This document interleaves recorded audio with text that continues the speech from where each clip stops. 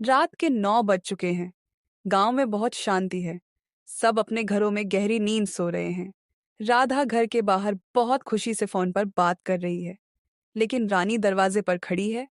उसका चेहरा नींद से धुंधला है और वह अपने शक की पति शुभम का बेमन से इंतजार करते हुए। क्या सब आराम से खा पी रहे हैं और सो रहे हैं? मुझे अपने पति का इंतजार करना पड़ता है, जो दरवाजे पर देखकर हमेशा शक से भरे लगते हैं। वो कब आएंगे? वैसे भी सुबह जाते हुए वो बहुत गुस्से में थे। पता नहीं अब क्या मुसीबत खड़ी करेंगे, पर मुझे तो बहुत नींद ही आ रही है। जब वह इस बारे में सोच ही थी, शुभम घर आ गया। आओ, मैं तब से आपका इंतजार कर रही हूँ। सच बोलो, क्या तुम सिर्फ मेरे लिए ही दरवाजे पर इंतजार कर रही हो? शक मत करो, पर तुमने मेरे प्यार को कब समझा? आज समझने के लिए कब तक किसी पूर्वाग्रह से मुझ पर शक करते रहोगे और मुझसे बहस करते रहोगे? राधा, क्या बात है? तुम्हारी आवाज तेज हो रही है। कल और परसों तुमने कुछ बात नहीं करती थी। आज तुम्हारी का आवाज तेज हो रही है। तुम बड़ी बड़ी बातें कर रही हो। कहानी क्या है? तुम्हारे पीछे कौन है? तुम्हें मुझसे इस तरह बात करने को कौन कह रहा है? मेरे पीछे कोई नहीं है, मेरे आगे सिर्फ आप है। इस तरह के गंदे मजाक मुझे नहीं सुहाते। बताओ, तुम रात भर बिना सोए दरवाजे पर किसका इंतजार कर रही हो? बताओ। तुम्हारा शक बेतुका है। मैं दरवाजे पर आपके अलावा किसी और का इंतजार क्यों करूंगी? आपका शक दिन ब दिन बढ़ता ही जा रहा है। यह इसलिए कि तुम्हारे कर्म भी ऐसे ही है राधा। कोई पत्नी काम पर गए हुए अपने पति की इंतजार नहीं करती क्या? मुझे पता है कि एक नई नवेली पत्नी अपने पति का इंतजार करती है, लेकिन हमारी शादी को 3 साल हो गए हैं। अब अगर तुम एक नई नवेली पत्नी की तरह मेरा इंतजार करोगी तो शक होगा या नहीं? जब शुभम दरवाजे पर उसका इंतजार कर रही राधा से बहस कर रहा होता है, तो पड़ोस में रहने वाली रेणुका पूरी बहस सुन लेती है। यह दुख की बात है कि रानी को ऐसे शक्की पति के साथ रहना पड़ रहा है। वह वैसे सोचती है। घर के बाहर फोन पर बात कर रही राधा रानी के शक की पति की बहस सुनने से डरते हुए। वाह, शकी शुभम आ गया। ये शुभम तो ऐसे बर्ताव कर रहा है जैसे मुसीबत में हो। बेहतर है कि अंदर जाकर फोन पर बात कर ली जाए। वैसे सोचकर राधा घर में चली जाती है। वह अपने घर के बगल में संबैया के घर पर चिकन पकौड़े खाने का इंतजार कर रहा था, लेकिन शुभम की आवाज साफ सुनाई दे रही है, जो रानी पर शक करता है, जिससे संबैया नाराज हो जाता है और वह गुस्से में। ये शुभम हमेशा अपनी पत्नी पर शक करता रहता है। उनके ऐसे होने की बजाय वो बाहर आकर झगड़ा करता है। उसके पड़ोसियों का चैन छिन जाता है।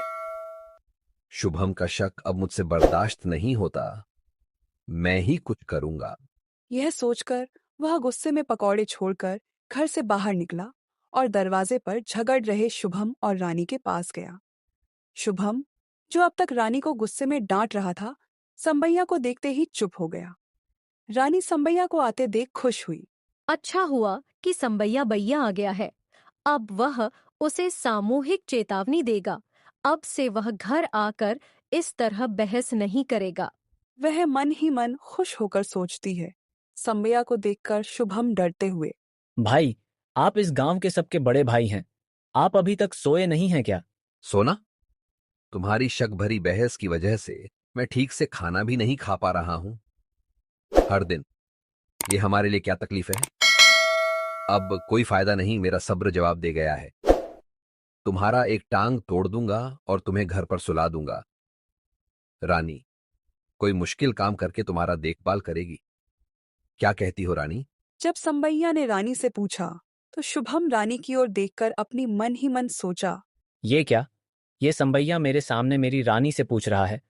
इसका मतलब मेरी पत्नी इस संबैया की बात सुनेगी, मेरी नहीं। कुछ तो बात है। मुझे इन पर नजर रखनी होगी। वह वैसे सोचते हुए रानी को देखता है। रानी संबैया से विनती करते हुए। इतना काम मत करो जीजाजी। रानी द्वारा संबैया को जीजाजी कहने की बात सुनकर शुभम चौंक जाता है। वह मन ही मन सोचता है। ये क्या है? रानी संबैया को जीजाजी कहती है। वो मुझे प्यार से जीजाजी कहती थी। अब वो संबैया को भी देवर कहती है, यानी संबैया से भी उसका प्यार है। मतलब जब मैं घर पर नहीं होता तब संबैया घर आता जाता है। मैं तुम दोनों को रंगे हाथों पकड़ूंगा, फिर मैं तुम दोनों को अच्छे से बताऊंगा। यह सोचकर वह गुस्से से रानी को देखता है। हालांकि रानी शुभम को नजरअंदाज कर देती है और संबैया को मनाना जारी रखती है। एक बार माफ कर दो जीजा जी, अब कभी हमसे कोई झंझट नहीं होगी।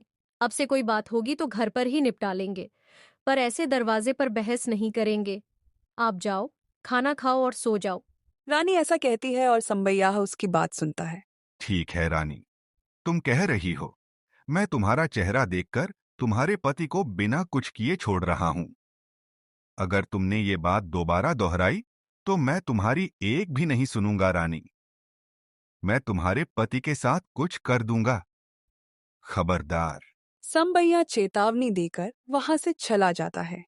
बिना एक पल की देरी किए संबैया के जाने के बाद तुम घर में चलो। उसने रानी को धक्का दिया।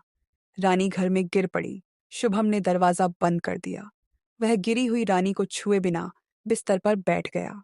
रानी, क्या तुम मुझे बताओ कि ये आना जाना कितने सालों से चल रहा है? रानी यह बात अज्ञानता और पीड़ा से भरी नजरों से कहती है। यदि मैं गिरने से पीड़ित हूँ, तो आप किसके आने और जाने के बारे में बात कर रहे हैं?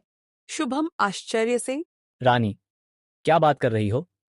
मेरे अलावा इस घर में और कौन आता जाता है? वाह, मेरा शक सच हो गया। फिर भी कोई फायदा नहीं, तुम्हें काबू में रखना होगा। जो चाहो करो। अरे, मैंने मेरी बीवी को जोर से धक्का दिया, वो गिर गई, उसे चोट लग गई। इसके बारे में तुम्हें कोई कदर नहीं है। तुम्हें मुझ पर बहुत शक है।